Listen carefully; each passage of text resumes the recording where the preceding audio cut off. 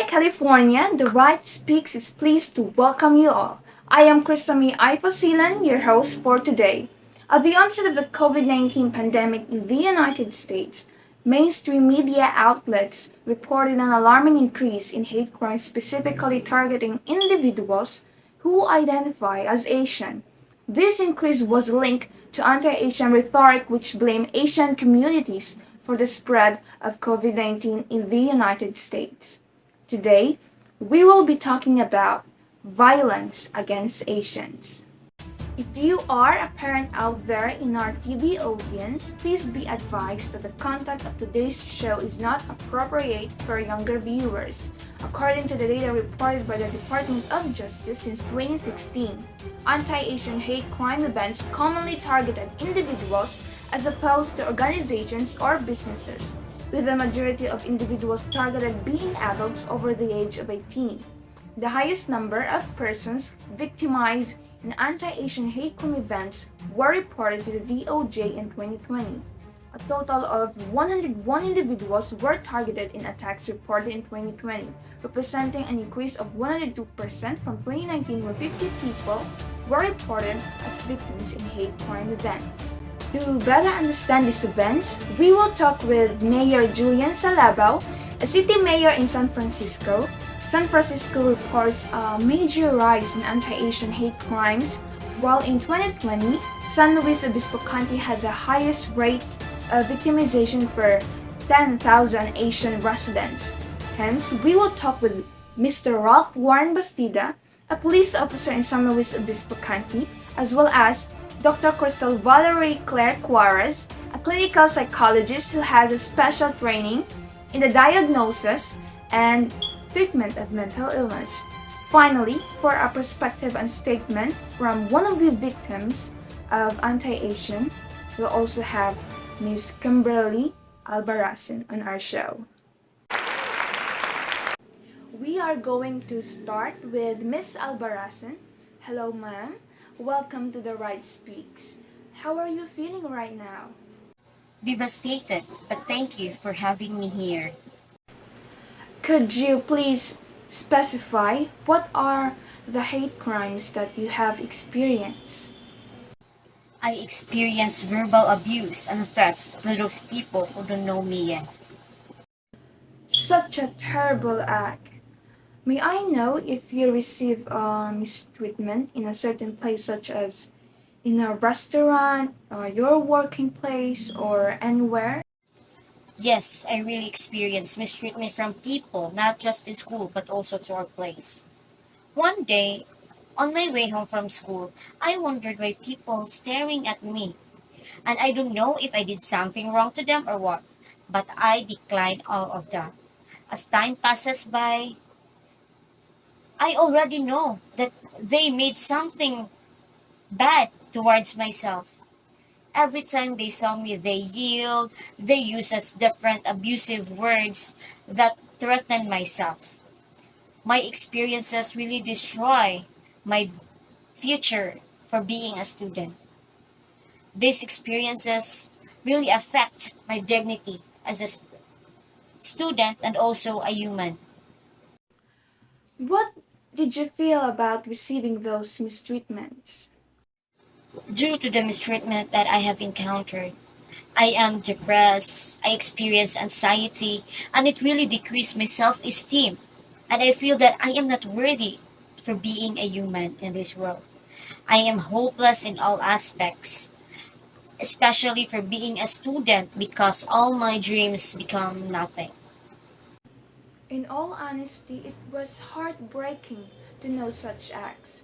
An analysis of hate crime events motivated by an anti-Asian bias reported to the DOJ in the last 5 years, 2016 through 2020, found that the number of reported anti-Asian hate crime events in California has increased since 2016. The number of reported anti-Asian hate crime events increased by 107% in 2020 from 43 in 2019 to 89 in 2020. The number of reported anti-Asian property hate crime events, arson, burglary, destruction, damage vandalism increased by 55% in 2020, from 11 in 2019 to 17 in 2020. Simple assault and intimidation were the most common type of violent crimes reported to the DOJ across the 5-year span. Overall, the most common kind of anti-Asian hate crime reported across years 2016 and 2020 was violent crime, with a 125% increase from 32 to 9 in 2019 to 72 in 2020. Ms. Albaraccin, I am glad you are with us today. I will get back to you later. At this juncture, we are going to have the statement of Mayor Juliene Salabao regarding the anti-Asian hate crime events.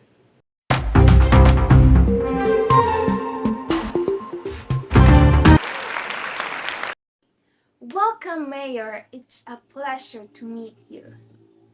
I am very much pleased to be here, Miss Krissa. According to California PC Section 422.55, a hate crime is a criminal act committed, in whole or in part, because of a victim's actual or perceived disability, gender, nationality, race or ethnicity, religion, sexual orientation, or association with someone with one or more of these actual or perceived characteristics. What is in your mind about anti-Asian hate crime events throughout the COVID-19 pandemic, ma'am? As we are suffering right now because of this pandemic, it is so stressful and devastating to hear about the epidemic of crimes that Asian people are experiencing right now. For the reference of everyone, the California Department of Justice released its annual report of hate crimes that it increased up to 33% more than the prior year, and noted 1,763 people who reported hate crimes in less than a year. My God, what is happening to you guys? Why just focus on your personal lives and be friendly to all human beings around us? Maybe this kind of behavior can help our environment and government improve the lifestyle of one another and lessen the cases of COVID-19. Can't we? We will never win the fight against this pandemic if you continue doing it and adds problem to our society. After hearing and knowing the experiences of Ms. Albaraccin, what can you do as a mayor to lessen these anti-Asian hate crime events? Throughout the years, I have encountered a lot of reports regarding to this matter to our beloved Asian people. And personally, I do really feel sad about it. If only I could avoid bullies and discrimination, I would do it right away just to protect them.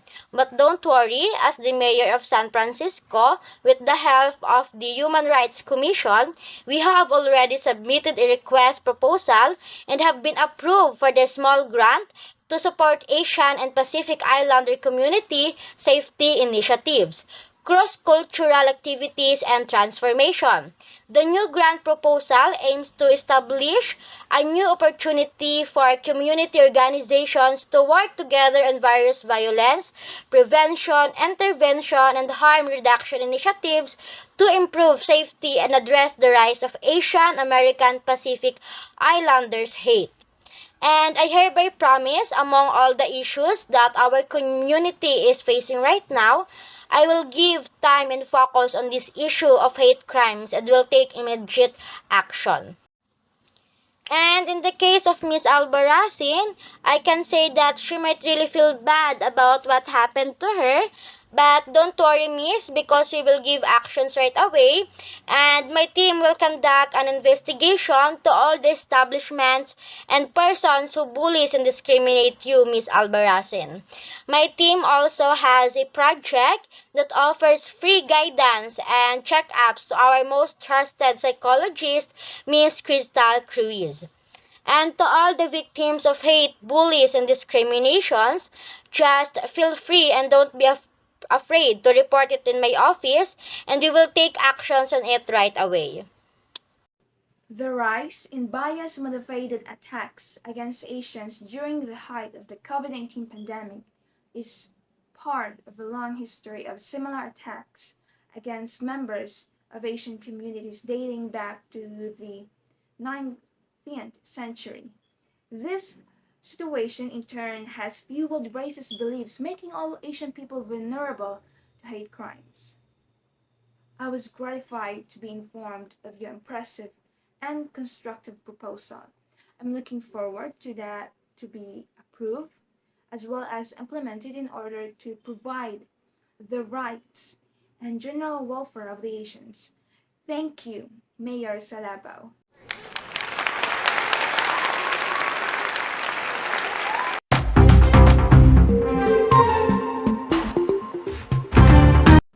Our audiences for today are very energetic. I am elated knowing that you all are well informed about today's content. So now I will choose one of the audiences to ask a question or state his or her thoughts about today's content to Miss Kimberly Albaraccin. Miss Albaraccin, are you determined to answer their questions? Yes, very much determined. All right, let me check the list of our audiences for today. Quijano is a unique surname. Kindly raise your hand, Miss Quijano. There you go. Let's give a round of applause to Miss Quijano. Hello, Kim. You've said earlier that as time passes, you have noticed that people are mistreating you through verbal abuse. How sure are you that those words are intended for you? Totally sure that those words are intended for me because I saw all of them staring at me. They formed a circle of friends, they grouped, and I am the one who is walking in the aisle at that moment. If that is so, maybe you're just out of your mind or you're just hallucinating. No, I'm not. I'm not hallucinating, since they also pointed me while shouting those abusive words. I proved that those words are intended for me because at that moment, I am the one who is walking on the aisle. I don't believe you. You're just making stories to make everyone think you are a victim. Even if not, you don't have any evidence and now you're accusing your classmates? How good a storyteller you are. Um, that's all, Miss Krissa. Thank you so much for allowing me to ask a question. That was unexpected disagreement. Undoubtedly, we all have different perspectives and opinions, but it does not mean we will disregard and discard them, particularly their sides.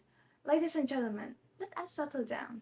We invited one of the senior police officers, Mr. Ralph Warren P. Bastida. Let us talk and hear the statement of Mr. Bastida so that we will know and hear the full detail about anti-Asian hate crime events throughout the COVID-19 pandemic. Hello, sir. Welcome to The Right Speaks. Could you please discuss this anti-Asian hate crime events and where did it start? Good day, everyone. It was a great challenge to everyone in their day-to-day living during the COVID-19. Because of COVID-19 pandemic has fostered an environment filled with stress, anxiety, and pain. The Asian Americans and the Pacific Islanders have seen an increase in bias-motivated incidents including harassment, property damage, and violence because of stigma origin around the geographic region of COVID-19 pandemic. Unlike other types of crimes, hate crimes have broader impact on the immediate victims as well as other like them. It will not only destroy lives and devastate families, it also traumatize the community in which they occur. Yes, exactly. We all know, sir, there are some cases that are very confidential. This kind of social abuse and human maltreatment. However, could you please give me some examples of social abuse and human maltreatment so that everyone who's watching here has social awareness? Last March 10, 2020, There are two separate incidents in New York City. Um, there, one woman had punched in her face, another man kicked in the ground. In both cases, the suspect made anti-Asian remarks to the Asian victims. In other cases, last January 2021, they vandalized other business establishment and all their targets are the Asian-owned businesses. All of these incidents are under investigation for potential bias criminal implications, so adding the fear, social anxiety of the pandemic by affecting families, communities, and the entire nation.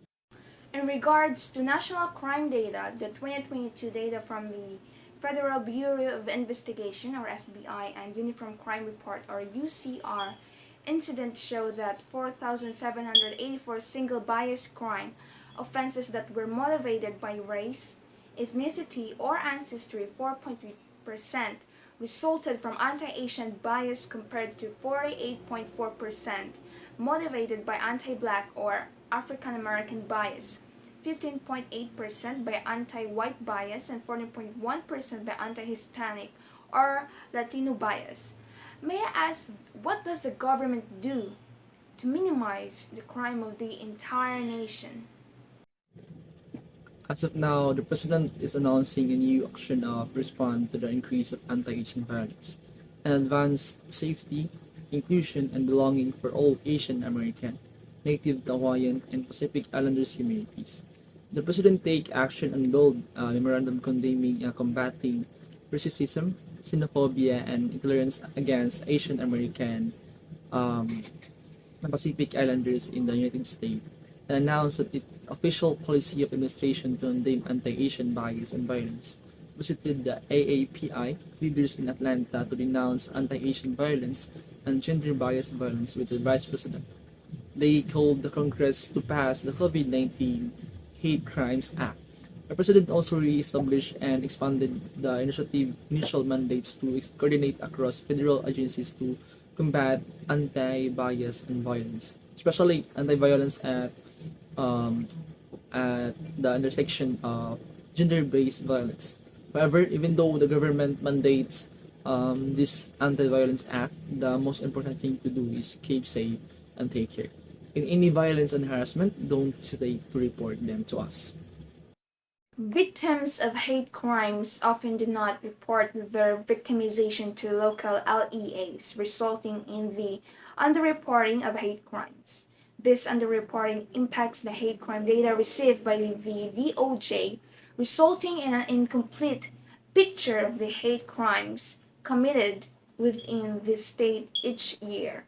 Victims of hate crimes may not report the crime to a local LEA because there are barriers that prevent hate crime victims from reporting the crime to their local LEA.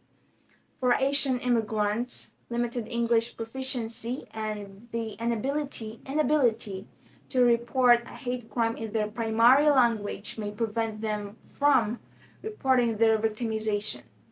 A victim's distrust of law enforcement and the persons concerned about immigration status may also discourage the victims from reporting their criminal victimization to the police.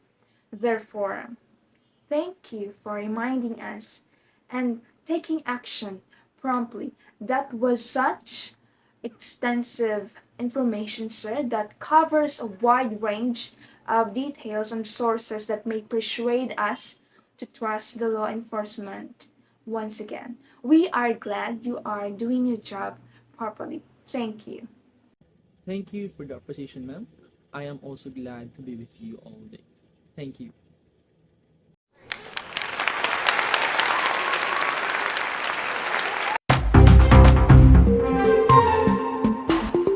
The COVID-19 pandemic is linked to a rise in stigma and discrimination against Asians, which is likely to have a negative impact on mental health, especially when combined with additional outbreak stressors. A review of hate crime data reported to the DOJ by California's LEAs indicates that anti-Asian hate crimes increased in 2020 when compared to information reported to the DOJ in previous years. This increase further indicates that trends observed nationally are reflected in hate crime data reported to the DOJ. These problems are compounded by the fact that AAPI individuals are less likely than other racial groups to seek mental health treatment, including inpatient care, outpatient care, or prescription medications. Without further ado, let us welcome Dr. Kristal Valerie Claire Cuarez for discussing the potential harms of these anti-Asian sentiments during the height of the pandemic.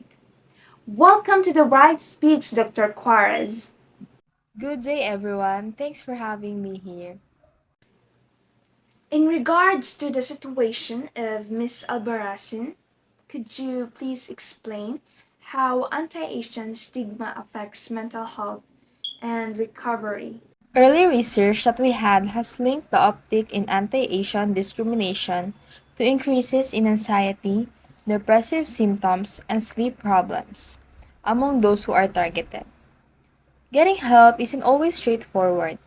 As you said earlier, AAPI individuals are less likely to access mental health services than any other racial groups, partly because of the cultural bias against it, but also due to a lack of culturally relevant approaches to treatment. Leading up to and since the World Health Organization declared the novel coronavirus outbreak a pandemic in March 2020, stigma and discrimination against Chinese and other Asians has been on the rise. News and social media reports have documented numerous instances of anti-Asian racism and xenophobia worldwide, from Hong Kong to the United Kingdom. In the United States, a non-governmental reporting center documented 1,135 experiences of discrimination and harassment against Asian Americans in its first 2 weeks, and the FBI warned of surge in hate crimes targeting Asian Americans. In that case, how can we practice implementing evidence-based stigma reduction initiatives? What are the do's and don'ts? To meet the needs of AAPI communities, we are looking beyond traditional therapy and operating outside academic and healthcare settings. We are currently studying racist incidents, including their roots and outcomes, and designing interventions to help targets and bystanders fight back. We are even engaged at the policy level, urging cultural sensitivity in Congress and promoting legislation to tackle hate crimes. But of course, citizens should also participate in reaching our main goal, which is to eradicate discrimination. Creating a safe space to talk and get listened to is an important step forward. In relationships with Asian American friends and loved ones, it is important for allies to emphasize listening over talking, taking the initiative to educate themselves rather than expecting Asian American friends to lay groundwork for them is also the key to being a supportive ally. Despite the barriers, psychologists are putting their expertise to work through creative research, interventions, and policy efforts. If you don't mind me asking, is there a research report regarding the current efforts to fight anti-Asian discrimination? Actually, Krissa, this anti-Asian discrimination is not new. It is just during the pandemic that it triggered and drastically increased. There are lots of news and articles about this issue, and I think if only people would be more aware of what is happening, even if it does not affect them personally, surely will create a big impact. We suggest people to talk more about this issue, for it can be avoided and we can educate those people who have no idea about it. Future research efforts should continue to explore new approaches to mental health care that may be more culturally relevant to various AAPI groups. It is needed to understand the effects of increasing incidents of online racism, particularly on youth and young adults who are highly vulnerable to the negative effects of racism on mental health and identity development. Hence, thank you for giving us informative advice as well as the enlightenment for the better. Is there anything you would like to say to everyone, especially the victims of anti Asian hate crime events? I am advising you, viewers, on behalf of the medical experts who value mental health as much as other illnesses, please build awareness through education and conversation. The hate-fueled attacks and harassments targeting the AAPI community are appalling. Unfortunately, discrimination against Asian Americans isn't new.